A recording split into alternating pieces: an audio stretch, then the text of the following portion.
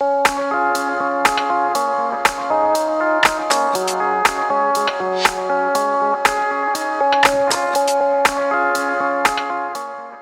on est de retour et je suis avec Alice Orsa. Merci de te prêter à cette interview, de prêter ton temps à cette interview. Alors, est-ce que tu peux te présenter rapidement et nous dire ce que tu fais sur Anime Focal Expo, puis aussi qu'est-ce que tu fais de manière générale?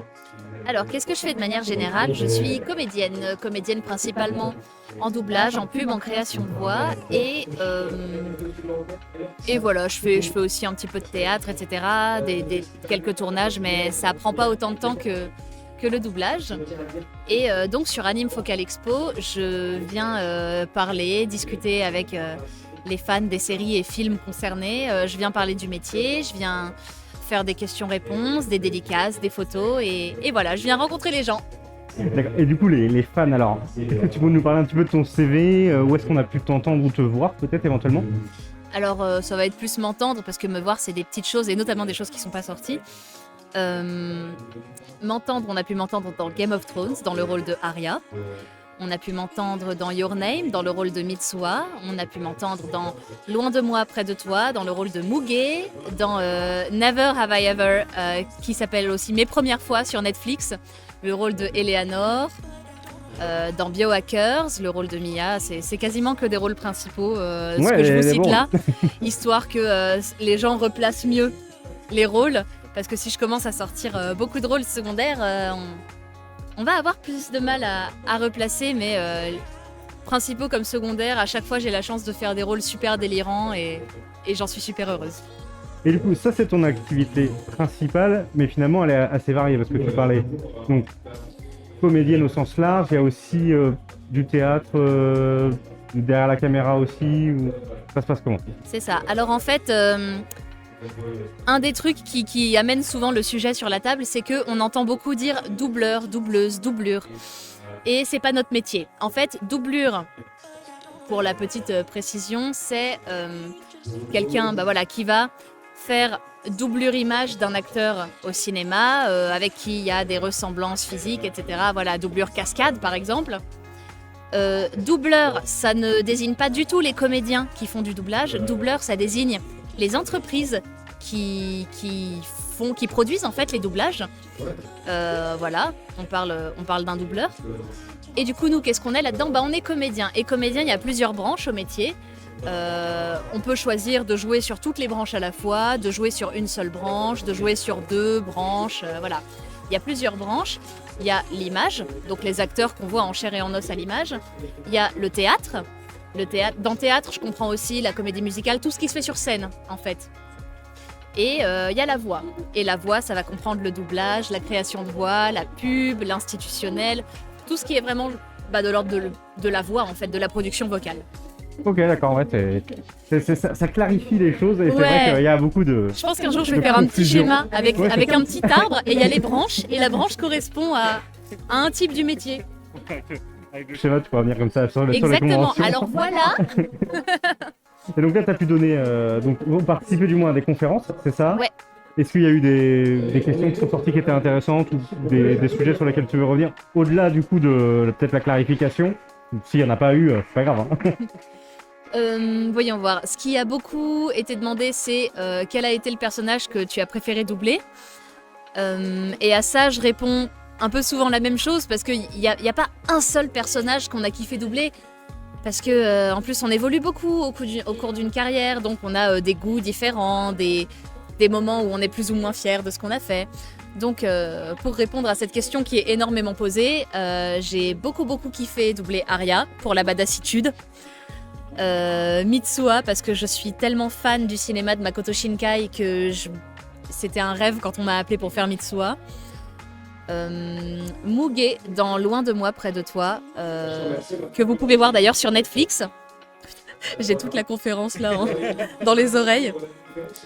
Muge dans Loin de moi, près de toi parce qu'elle est totalement barrée dans sa tête. Genre, elle a vraiment un pet au casque et c'est un rôle qui est très très drôle à jouer.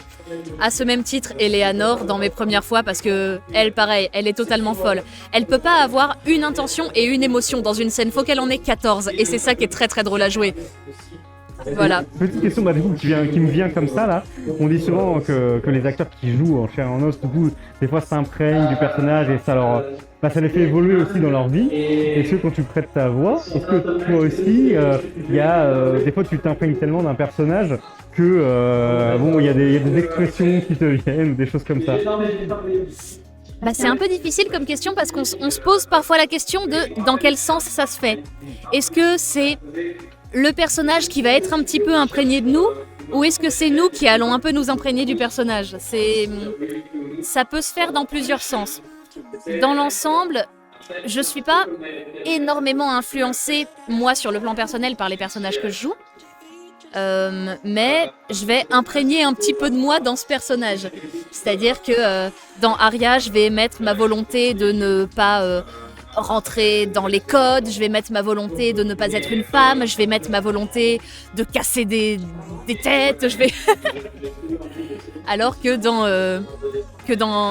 Eleanor, dans mes premières fois, qui est une folle de théâtre, elle est vraiment folle de théâtre et t'as l'impression qu'elle joue un personnage différent chaque jour, mais même dans sa vie.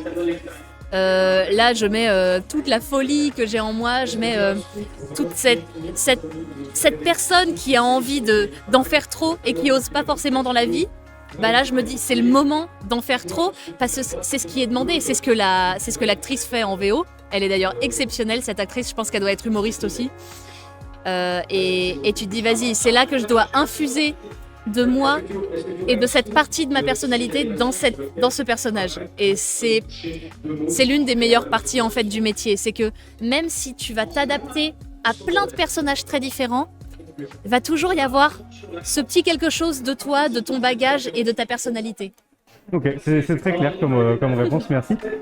Petite question actualité, est-ce que tu as des choses non confidentielles là où on va pouvoir te voir ou t'entendre dans les mois à venir ? Ouais, tout à fait. Alors je suis en ce moment, ça c'est très très actuel parce que ça sort en ce moment sur Netflix pour ceux qui aiment un peu les films d'horreur. Alors c'est un film d'horreur humoristique en fait, parce que c'est un genre de slasher avec pas mal d'humour dedans, mais c'est pas non plus de l'humour à la Scary Movie, quoi. Les événements sont très vrais et très sérieux, quoi. Ça s'appelle Fear Street, c'est sur Netflix. Fear Chair Street. de poule, c'est ça, hein ? Oui, exactement. D'accord. C'est Chair de poule, c'est comme une adaptation de Chair de poule, c'est adapté de romans. Et c'est un film d'horreur en 3 volets. Je me disais, est-ce que je suis pas en train de faire 4 ? Mais non, je suis bien en train de faire 3. C'est un film d'horreur en 3 volets. Le premier se passe en 1994, le deuxième en 78 et le troisième en 1666. Et en fait, ça remonte sur les événements d'une ville et comment on en est arrivé à ce qu'il y ait autant de morts, etc. Et j'ai fait l'un des 2 rôles principaux de 1978, qui apparaît aussi dans 1666. Et ça sort en ce moment sur Netflix. Le second film, donc 1978, est sorti avant-hier sur Netflix et je vous invite à le regarder si vous n'êtes pas trop âme sensible parce que c'est plutôt bien foutu. Sinon, bientôt sur Netflix aussi, il y a un film d'animation japonaise qui va sortir qui s'appelle Words Bubble Up Like Soda Pop. Et je me suis beaucoup amusée. J'ai fait l'un des 2 rôles principaux de ce film et c'est ce genre de rôle dans lequel on rentre super facilement parce que c'est un rôle très tendre, très bienveillant, très positif et ça fait vraiment plaisir. C'est comme une bulle de douceur. Et j'invite vraiment à regarder ce film parce que c'est plein de poésie, c'est plein de couleurs, beaucoup de couleurs, il y a de la musique et tout. Enfin, c'est vraiment un super film d'animation japonaise. Et vous pourrez aussi m'entendre dans la prochaine saison pour ceux qui connaissent un peu de Sex Education. C'est un nouveau personnage qui arrive dans cette saison. Parfait. Très bien, si on se refocus un petit peu sur l'aspect convention, Ouais. Est-ce qu'on pourra te voir dans d'autres conventions dans l'année ? Alors là, je sais que... Est-ce que tu viens aussi avec le partenariat Mes Séries, c'est ça ? Oui, tout à fait. Donc. Ouais, exactement. Souvent... Grosse musique d'ambiance. J'ai eu peur. Souvent, quand je vais en convention, je dirais 60% du temps, c'est grâce à messeries.fr qui est donc cette association autour du doublage, de la promotion des voix françaises.